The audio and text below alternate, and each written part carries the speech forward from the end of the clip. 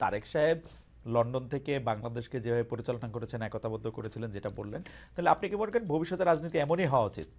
বিদেশে থাকেন, বিদেশে থাকেন, মাঠে মাঠে মাঠে মাঠে মাঠে থেকে উনি তো 6 মাস পরেও তাই করতেছেন, 6 মাস পরে তাই করতেছেন, তাই না? আপনি দেখেন, হি হ্যাজ টু লিভ, না 6 মাস পরেও তো তাই করতেছেন, মানে এইটাই হওয়া উচিত তো আসলে, মাঠে না গিয়ে আমরা ভার্চুয়ালি দেখলাম। না এটাই তো পৃথিবীর ইতিহাসে কি এগুলো নেই? আছে আছে, মানে এইটাই থাকা উচিত কিনা আমি সেটা বলতেছি, ভবিষ্যতে তাই হওয়া উচিত কিনা, ভবিষ্যতে তাই হওয়া উচিত। মাফিয়া না, যদি বাংলাদেশে মাফিয়া সরকার থাকে তারপরে আরো 6 মাস গেছে ভাই, তারপরে আরো 6 মাস গেছে ভাই, আপনি তারপরে 6 মাস গেছে। বাংলাদেশ কি আপনি মনে করেন এখনো স্থিতিশীল রয়েছে?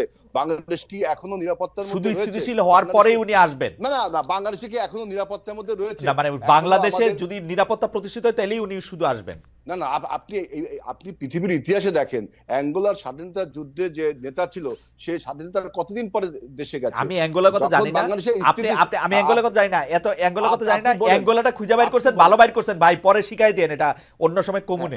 যে অ্যাঙ্গোলাটা বক্তব্য হলো যে বাংলাদেশে এখন যে সরকার, সেই সরকারের তো আপনার স্ট্রেংথ নেই যে একটা লোককে সিকিউরিটি দেওয়ার মতো। আপনার বাংলাদেশে এখনো প্রতিবেশী রাষ্ট্রের ব্রেন না, আপনি দেখেন প্রতিবেশী রাষ্ট্রের ব্রেন চাইল্ডরা বাংলাদেশে রয়ে গেছে। এমনকি প্রতিবেশী রাষ্ট্রের ব্রেন চাইল্ডরা রয়ে গেছে এখন। এবং কিভাবে বোঝা যাবে যে ব্রেন চাইল্ডরা চলে গেছে? ব্রেন চাইল্ডরা চলে গেছে কিভাবে বোঝা যাবে? আপনি দেখেন বাংলাদেশে যদি একটা আপনার এখনো পরাজিত শক্তি, মাফিয়া শক্তি যারা প্রশাসনের ছিল, পুলিশে ছিল, তারা এখনো বীর দর্পে বিভিন্ন আপনার প্রশাসনে রয়ে গেছে। এমন একটা অবস্থার সৃষ্টি হয়েছে বাংলাদেশের আইন শৃঙ্খলার পরিস্থিতির যে অবনতি হয়েছে এই সরকার।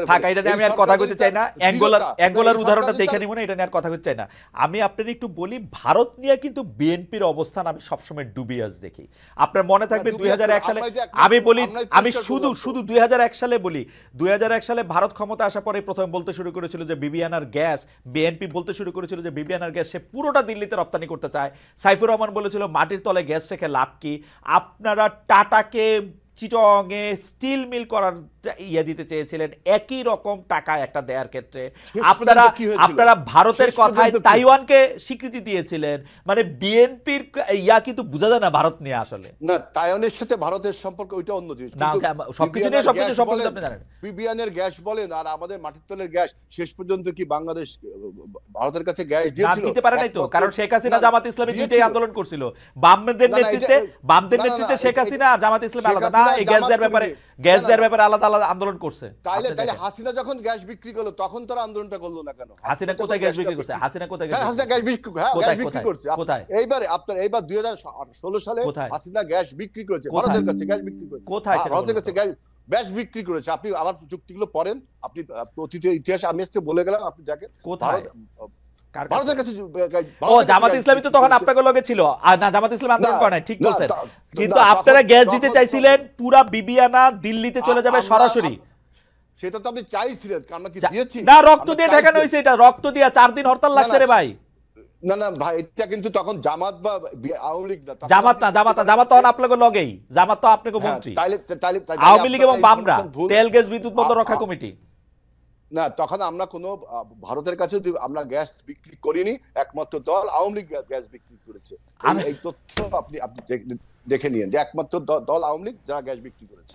আওয়ামী লীগের গ্যাস বিক্রির কথা আমি জানি না, আওয়ামী লীগ আর অ্যাঙ্গোলার কিচ্ছাটা আপনি আমাদের দিয়েন, আমি এটার মধ্যে আলাদা করে দেখবো না। হেলাল ভাই, একই প্রশ্ন, এই উপদেষ্টাদের মধ্যে কতজনকে আপনি পছন্দ করেন বা কতজনকে বিএনপি পছন্দ করেন? আপনাদের কথা বিএনপি শুনেছিল কিনা উপদেষ্টা পরিষদের?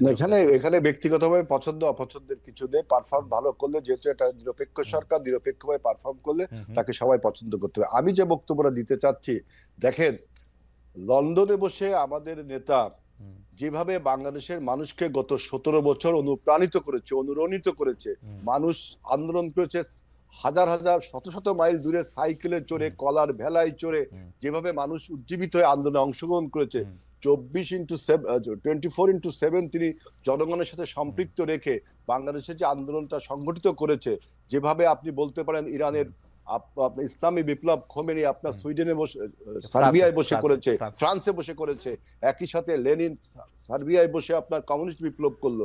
এটা এরকম উদাহরণ রয়েছে, এবং তিনি যেভাবে জনগণকে অনুপ্রাণিত করেছে এবং জনগণ কিভাবে তার ডাকে সাড়া দিয়েছে, এবং আপনি দেখেন যে ভারতের কোলে কারা বসছে, এটা একটা বড় প্রশ্ন। দেখেন আমরা 5ই আগস্টের পরে যখন সরকার গঠন হলো, 8ই আগস্টের কিছু পরে আমি দেখলাম যে মাসুদ ভাইদের দল বলছে যে ভারতের সাথে সুসম্পর্ক করা দরকার। যখন ভারত বিরোধী মনোভাব তুঙ্গে, ভারত যখন আমার বিরুদ্ধে অপপ্রচার করছে, বলছে বাংলাদেশিদের মেরে পা উপর দিক দিয়ে মাথা নিচের দিক দিয়ে ঝুলিয়ে রাখবে, তখন বাংলাদেশের কোন রাজনৈতিক দল, এমনকি উপদেষ্টা পরিষদ একটা কূটনীতিক বার্তা ছাড়া আর কোনো কিছু করলো না, কোনো রাজনৈতিক দল মাঠে নামলো না। একমাত্র দল বিএনপি।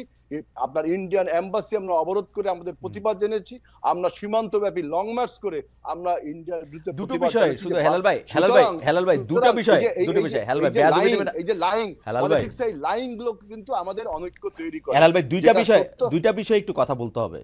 এক নাম্বার কথা হচ্ছে যে প্রশ্ন, মাসুদ ভাই আপনাকে ধন্যবাদ, জনাব আজিজুল ভাই হেলাল আপনি করতে চাই, খুব দ্রুত আপনি কি বলবেন প্রফেসর মোহাম্মদ ইউনূসকে এই অন্তর্বর্তীকালীন সরকার প্রধান হওয়ার পিছনে বিএনপির অবস্থান কি ছিল? না, এটা ঠিক, প্রফেসর ইউনূস একটা আন্তর্জাতিক মানের ব্যক্তিত্ব।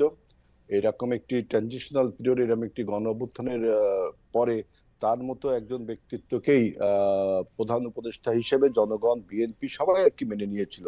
এ ব্যাপারে বিএনপির কোনো দ্বিমত নেই। কিন্তু এখন যেটা বলা হচ্ছে যে পারফরমেন্সের দুর্বলতা, বর্তমান ইউনূস সরকার কতগুলো ভুল তিনি করে ফেলেছেন। যেমন তিনি আমাদের এই যে গণ অভ্যুত্থানের ঐক্যকে অনেকটা ক্ষেত্রে কিন্তু বিনষ্ট করেছেন। যেমন তিনি যখন বললেন তার নিয়োগকর্তা ছাত্ররা একটা শ্রেণীকে তিনি হাইলাইট করলেন, তখন এই আন্দোলনে সবাই, আমরা বলছি, মাসুদও বলছে, আমিও বলছি, সবাই আমরা অংশগ্রহণ করেছি। সেখানে একটি শ্রেণীকে বিশেষভাবে হাইলাইট করা, তারপরে যখন বলে যে এই আন্দোলনের মাস্টার মাইন্ড অমক, তখন কিন্তু আমাদের সমস্যাগুলো হয়। এবং তিনি এই উপদেষ্টা পরিষদ হয় ভাই কেন?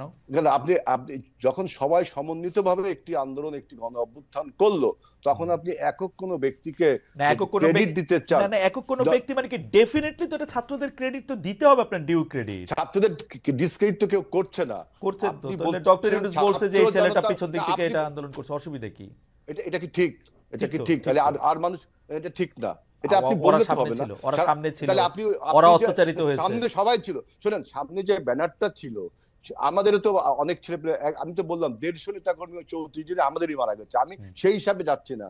কিন্তু যে ব্যানারটা আমরা দিয়েছিলাম সবাই ঐক্যবদ্ধভাবে, রাজনৈতিক কৌশলের কারণে আমরা একটি অরাজনৈতিক ব্যানার দিয়েছিলাম। আজকে তারা যখন ক্রেডিট ক্লেম করে তখনই কিন্তু বিভক্তি আসে। আপনারা ব্যানার দিবেন কেমনে? আপনারা ব্যানার দিলে তো সাউন্ড গ্রেনেড মারলে আপনারা চলে যান। না, সাউন্ড গ্রেড মারলে সবাই যাবে। সাউন্ড গ্রেড মারলে এখানে তো সাউন্ড, না, ওরা তো উল্টা, ওরা তো একটা মারে একটাই মরে, আর কেউ মরে না, যায় না। ওরা মানে কারা? সেখানে কি ছাত্ররা কি রাজনৈতিক ছাত্ররা ছিল না? ছাত্রদল ছিল না? ছাত্র শিবির ছিল না? ছাত্র ইউনিয়ন ছিল না? বামপন্থী ছাত্র সংগঠন ছিল? সবাই ছিল। গুটি কয়েক ছেলেকে যদি আপনি বলেন, হ্যাঁ, তখন আপনার পার্থক্যটা কি হেলাল ভাই? আপনি দেখেন, আমারে মাইরেন না, কিন্তু আপনি পার্থক্যটা দেখেন। ওরা ছিল এখানে, সাহসটা পাইছে কই? ওরা সাহসটা পাইছে আপনাদের মানে আমরা তো এটা, এই যে বিএনপি নেতাদের থেকে আলাদা ছিল, সেই জন্য পাইছে। না, বিএনপি নেতারা সেখানে ছিল, বিএনপি ছাত্র দলের নেতারা থাকলে কইতো যে একটু দৌড় দিয়া হিট এন্ড রান করে চলে আসো পালায়া। এটা হলো আপনার স্পেকুলেশন। 17 বছর ধরে তাই দেখছি ভাই। 17 বছর আন্দোলন করছি। আপনার একটা আন্দোলন তো আপনি বললেই তো, মানে আন্দোলন করতে ডিনার পার্টি না যে আপনি বললেন আর আন্দোলনটা হয়ে গেল।